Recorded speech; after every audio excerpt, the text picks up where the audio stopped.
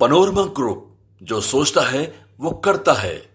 इसमें जो मंत्रिमंडल का पूरा स्वरूप है उसको समझिए जी। दो चूंकि डिप्टी सीएम हो गए भाजपा के, तो भाजपा की तरफ से जो नाम आया है मंत्रिमंडल में वो केवल एक ही नाम आया है, चंद्रवंशी का, ईबीसी का, जी। प्रेम कुमार का।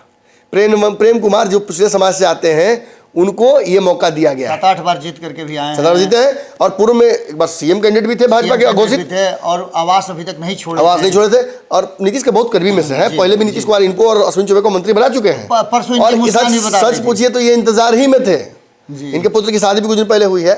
ये इस इंतजार में थे कि नीतीश कुमार ही अब मेरी राजनीति को उठा सकते हैं। जी जी जी। और पुनः नीतीश के आने से इनका एक फायदा हुआ, लेकिन सामाजिक समीकरण में देखा गया सुमित सिंह के मामले वो नजरिए हैं, उनको भी मंत्री बनाया जा रहा है।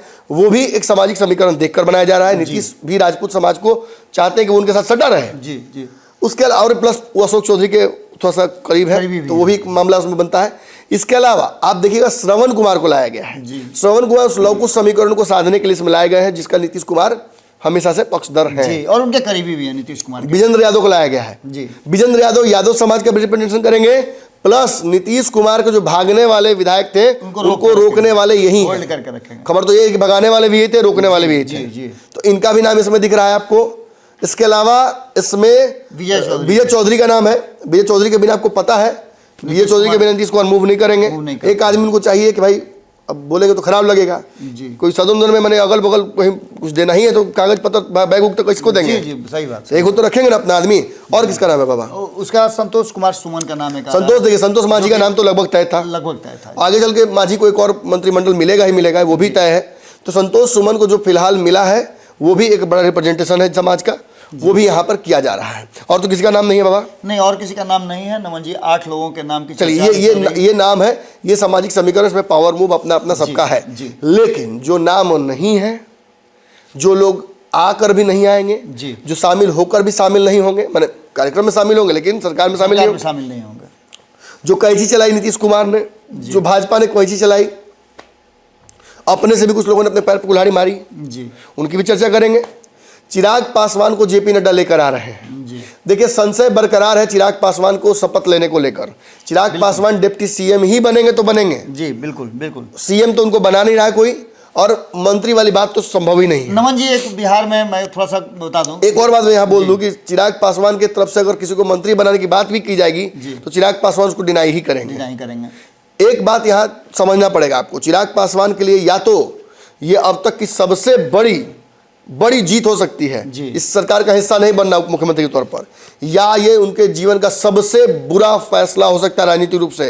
जितनी राजनीतिक रूप से परिपक्वता चिराग पासवान ने पिछले 1-2 सालों में अर्जित की है, उन सब का समझ लीजिए एग्जाम है। और इस एग्जाम में वो पास करेंगे कि फेल करेंगे, हम तय नहीं करेंगे, समय तय करेगा। आज देखने में लग सकता है कि उनका फैसला गलत है, मुझे भी व्यक्तिगत तौर पर लगता है कि उन्हें सरकार का हिस्सा होना चाहिए। मुझे ये भी लगता है कि उनके पिताजी ने भी ऐसी एक गलती की थी जब उन बिहार के सीएम बन सकते थे किसी का सहायता लेकर, लेकिन वो अड़े रहे किसी और कारण से, और वो मामला फिर इतना तूल पकड़ा कि बाद में उनकी राजनीति बहुत हल्की हो गई। और आज पुनः चिराग पासवान के पास वो ही एक ऑप्शन घुमा कर आया है, थोड़ा छोटा ही हो, नीतीश को। चिराग पासवान का एक बयान जो आया है जिसने मुझे ज़्यादा इस बात को लेकर मेरी जो सोच को है उसको मोड़ दिया उस तरफ कि चिराग शायद इस सरकार में शामिल भी ना हो और नीतीश का विरोध भी वो जारी रखें। उन्होंने दिल्ली में एक बयान दिया है कि मौजूदा सरकार यदि नीतीश कुमार के इशारों पर चलेगी, नीतीश कुमार के मार्गदर्शन से चलेगी, नीतीश कुमार के सिद्धांतों पर चलेगी, तो सैद्धांतिक लड़ाई हम लगातार लड़ते रहेंगे। मतलब इसमें बहुत कुछ बच नहीं जाता है।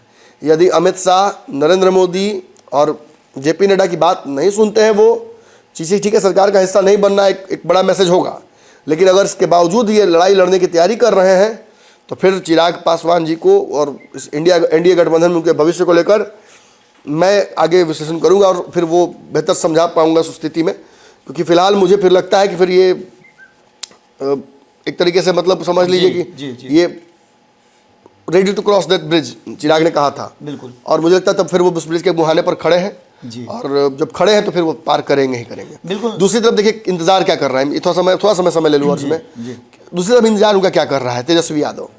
या तो नीतीश को अपना नेता मानिए, नेता मानने का मतलब ये नहीं कि आप आपके पार्टी के नेता, आपके कैबिनेट के नेता, कैबिनेट के नेता, मुख्यमंत्री। आप बार बार ये कहते भी हैं मेरे मुख्यमंत्री। तो आप अपने मुख्यमंत्री को स्वीकार कर लीजिए, जो अब नरेंद्र मोदी स्वीकार कर सकते हैं, अमित शाह स्वीकार कर सकते हैं, इतना बोलकर भी स्वीकार कर सकते हैं कि सारे रास्ते बंद हैं। तो फिर आपको समझना चाहिए कि ये राजनीति का तकाजा है कि आप भी सरकार में आए। तेजस्वी यादव इतना क्यों सहे? बिल्कुल, तेजस्वी यादव इतना इसलिए सहे क्योंकि तेजस्वी यादव को पता था कि इससे उनके संगठन को एक पोषक तत्व मिलेगा। राजनीति में पोषण जड़ में अगर नहीं मिले संगठन के तो संगठन सूख जाते हैं। उपेंद्र कुशवाहा का संगठन देखिए, आपके पार्टी में गए अरुण कुमार, उनका संगठन देखिए। आपकी पार्टी में एक और नेता है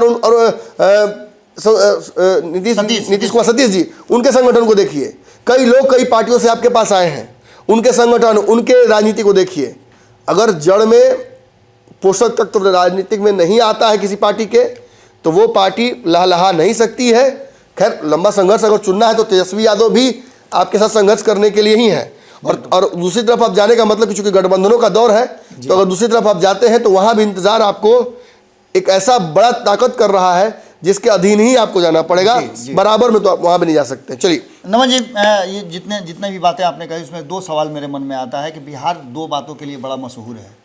पहला ये कि बिहार में जब शादी ब्याह का मौसम होता है तो अंतिम समय दूल्हा बदल जाता है।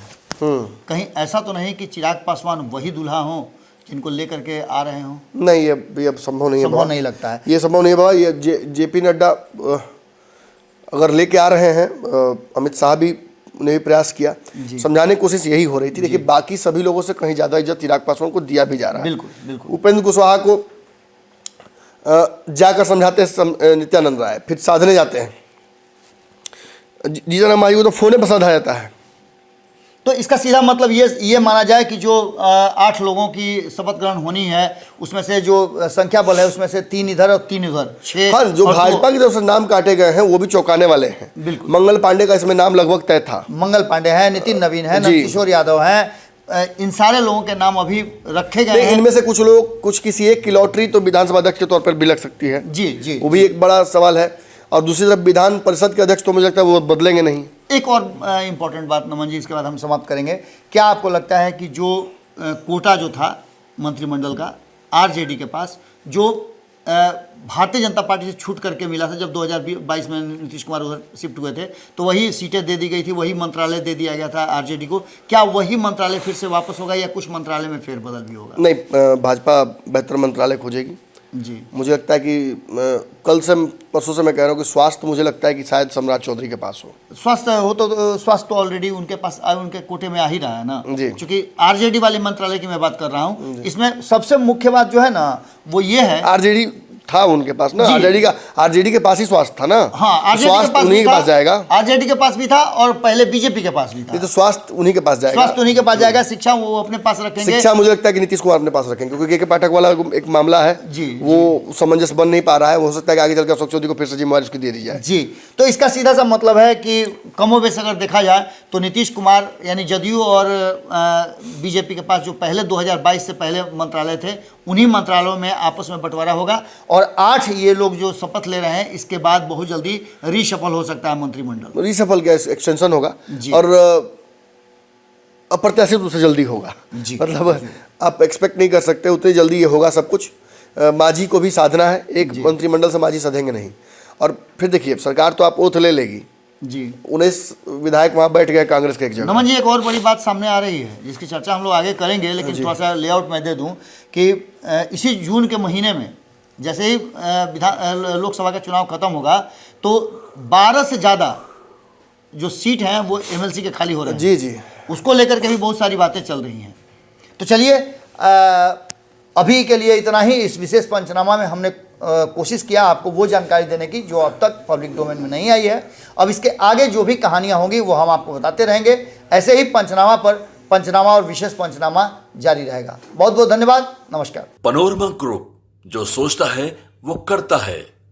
अगर ये वीडियो पसंद आई और वह बिहार के राजनीति और बिहारियत से सरोकार रखेनी तो सब्सक्राइब बटन दबा के चैनल के सब्सक्राइब कर ली। ओजे एगो घंटी बा, ओकरा बटन दबा देला से कुल सटीक और मारक खबर रुआ मुफ्त में मिल जाई। अगर रुआ पत्रकारिता के हमनी के नया प्रयोग में सहयोग कर चाहतानी तो ज्वाइन बटन दबा दी। पेटीएम नंबर नोट कर ली 9386 816-700। धन्यवाद।